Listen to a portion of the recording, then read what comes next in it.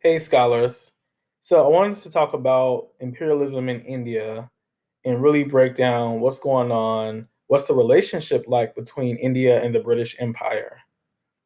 So, India, if you look at this map, made a lot of money for the British Empire. And so, a lot of historians used to nickname this the jewel in the crown, meaning that, India was one of the most important colonies in the British Empire. So, India sends their raw materials to England. England turns raw materials into goods. Then they send the finished goods to India for sale on their markets. And then India purchased finished goods from England, right? But most likely, this is the weird part, India would purchase whatever they sent England back for a higher price. So England is taking India's goods. India is then spending more money purchasing back their goods once England sends the finished goods back to them for sale.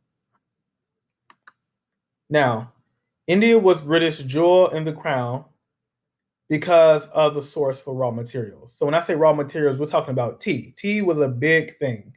And so the British East India Tea Company and a lot of companies invested in India for the tea, the spices, materials like salt, and also for the clothing and silk. All right. British colonization in India, some view as both positive and negative. Negative because the British took control of India's manufacturing and their industries. So, industrial revolution happens. The British figure out a way that they can make money off of India. They take control over all their manufacturing, which means Indians have no control over their own country's manufacturing. All right. Now, this is positive for the British because, of course, they made a lot of money off of them. All right. Now, we talked about nationalism last week. So I want you to understand that nationalism is what leads to imperialism and colonization, which eventually leads to war. Because again, we have all these countries who want to be the biggest and the baddest, fighting over land, wanting to make the most money, and wanting to control parts of the world.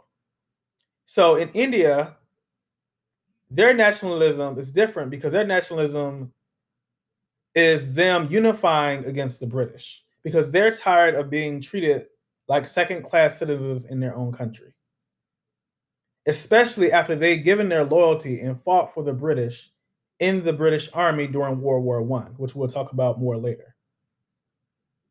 Now, there were two major groups that pretty much fought for Indian independence. One is called the Indian National Congress. Another is called the Muslim League. These were the two main groups that represented the two biggest populations in India, which were the Hindus and the Muslims. There was tension, but for the most part, they worked together to fight for Indian independence. This is when both groups came together for freedom. Now, there were a few other events that led to Indians becoming really angry with the British government and the British Empire. One was a really, really unfair set of laws called the Rowlatt Acts. What this did was it allowed the government to jail anybody who protested for up to 2 years without a trial. So you can imagine like what we talked about in our country with habeas corpus and with all the fundamental rights that we have that were fought for in a lot of the revolutions. Here in India, the British government passes laws that restrict people's right to protest and their freedom of speech and punishes them with jail without a fair trial.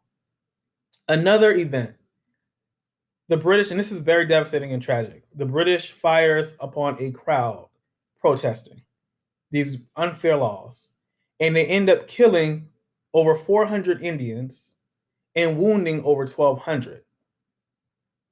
Okay, the Amritsar massacre is probably one of the most brutal events in the fight for independence. Now, after the massacre, you probably heard of this name, Mahatma Gandhi, who is a Hindu, and he's also a leader in the Indian National Congress, becomes their Dr. King, essentially. in the fight for freedom and independence from the British Empire.